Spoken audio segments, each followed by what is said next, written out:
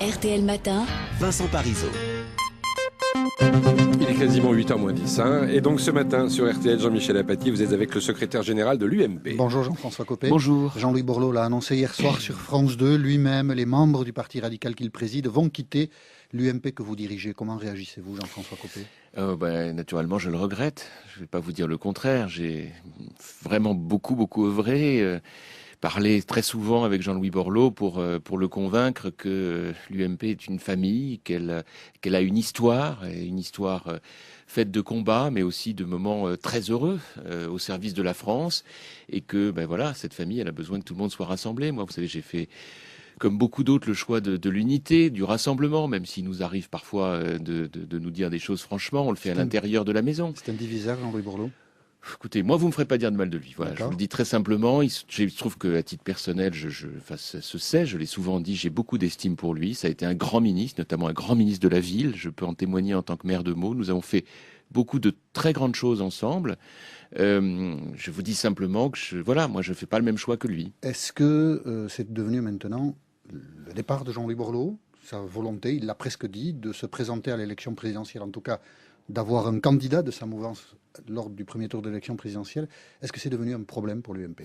Un problème. En tout cas, c'est pour moi une vraie interrogation, parce que, écoutez, est-ce qu'on doit se diviser en autant de candidats qu'on a de talents dans notre majorité ? Je suis pas sûr. C'est ce qui va se passer. Écoutez, en tout cas, il a dit qu'il y réfléchissait sérieusement. C'est aussi pour ça que je vous dis cela.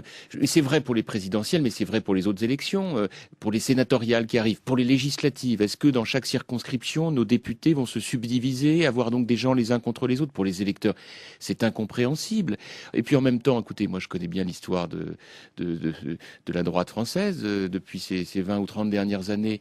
L'UMP a gagné 2 présidentielles et 2 législatives. Exploit, si j'ose dire, que ni le RPR et l'UDF n'ont réussi ensemble. Jamais.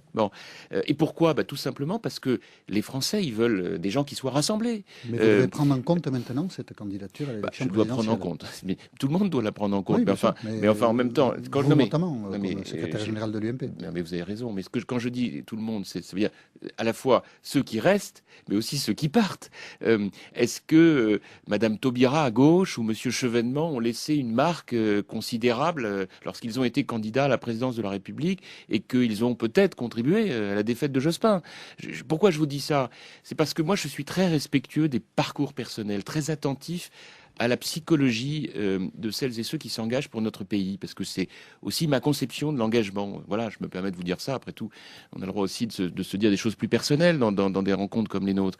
Et quelque part, en voyant le choix que fait Jean-Louis Borloo, je me dis, mais est-ce qu'il a bien en tête ce qu'est notre histoire commune, voilà, qui commande qu'on soit capable, et en tout cas moi c'est mon choix, à la fois de débattre, et vous savez que moi j'ai jamais été en arrière de la main quand j'ai présidé notre groupe, même de dire que j'étais contre, et en même temps de soutenir dans les moments essentiels. Voilà, on a une reprise économique, vous le savez, budgétaire, baisse de nos déficits, une croissance un peu meilleure, des combats très durs avec le président de la République pour que notre pays se sorte de cette crise. J'ai envie de dire, c'est plutôt un moment où on doit être rassemblés. Vous voulez dire à Jean-Louis Borloo ce matin, attention, tu peux faire perdre Nicolas Sarkozy.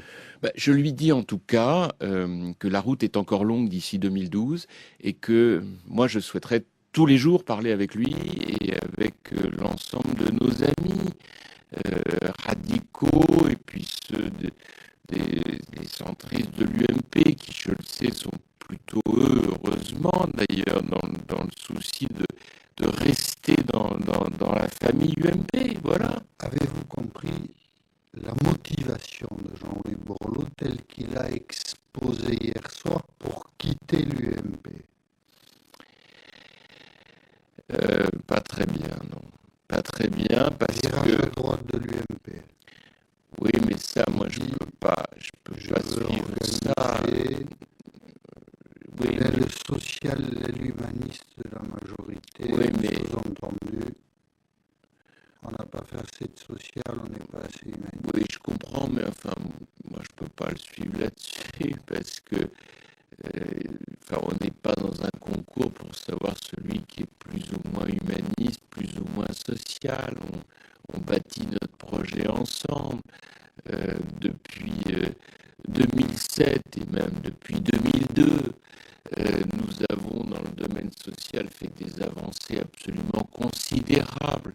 Euh, un débat sur la laïcité comme celui que nous avons animé était un débat formidable, bien loin de toutes les petites polémiques qu'on a entendues, où c'est vrai, les radicaux nous ont manqué parce que la réflexion qui était la nôtre était profondément humaniste, généreuse et en même temps ferme.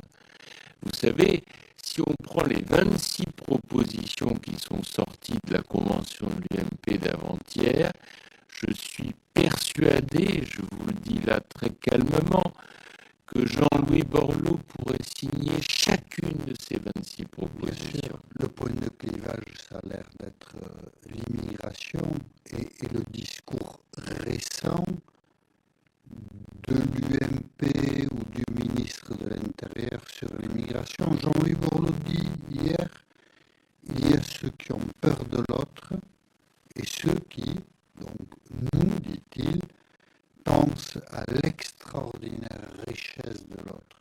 C'est le discours sur l'immigration qui a l'air d'avoir... je ne peux pas penser... Écoutez, Claude Guéant s'est exprimé hier. Je ne peux pas penser qu'en une journée, ça ait déterminé Jean-Louis Borloo. Il faut quand même rester... s'exprime depuis un mois sur l'immigration. Non, mais oui, enfin, écoutez, ce qui fait la diversité... Le discours de Grenoble au mois d'août... Écoutez-moi, ce qui fait la richesse d'une famille politique, c'est la diversité de ses personnalités. Qu'est-ce qui fait que l'UMP a une belle histoire au service des Français? C'est que justement, il y a dans une même famille des gens qui sont un peu plus à droite, d'autres qui sont un peu plus au centre, avec chacun leur histoire. Vous savez, lorsque j'ai été investi par notre parti pour être secrétaire général, j'ai parlé des 5 doigts de la main, des 5 sensibilités, ceux qui sont anciens gaullistes, radicaux, libéraux, centristes, et ceux qui sont rien du tout, c'est-à-dire ceux qui sont arrivés après 2002, qui ont construit aussi l'histoire de l'UMP.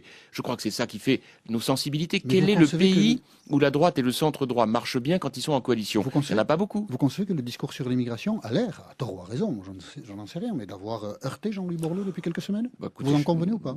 Enfin, en tout cas, ça peut être le cas. Moi, je veux dire, chacun... C'est un peu ce qu'il a expliqué hier soir? Peut-être, mais en tous les cas, je ne le vois pas préconiser en matière d'immigration d'ouvrir les vannes. Ça n'aurait aucun sens. Il connaît parfaitement la réalité française d'aujourd'hui. Moi, je préfère une famille rassemblée avec plusieurs sensibilités qu'une coalition de partis différents où tout est dans la négociation au mauvais sens du terme. Et donc, c'est pour ça que je souhaite que nos amis députés, sénateurs, qui sont plutôt radicaux, plutôt centristes, aient bien en tête qu'à l'intérieur de l'UMP, on a besoin d'eux et qu'ils sont plus qu'écoutés. Marc-Philippe Daubresse peut en témoigner tous les jours. Il co-anime avec moi et avec Hervé Novelli notre famille politique et c'est décliné à toutes les branches essentielles de notre parti. Nous avons ce matin sur la table un désaccord au sein du gouvernement sur l'immigration. Claude Guéant qui veut réduire l'immigration légale et Christine Lagarde qui dit « Je ne sais pas quelles sont les raisons qui ont amené Claude Guéant à dire cette phrase, mais en ce qui concerne l'immigration qui est légale, évidemment, il faut qu'elle soit protégée et sécurisée. » De quel côté êtes-vous ce matin, Jean-François Copé? Enfin, d'abord, moi, je ne suis pas chargé de faire ce type d'arbitrage. Je peux vous donner mon point de vue personnel. Voilà, mon point de vue personnel est que nous avons une politique en matière d'immigration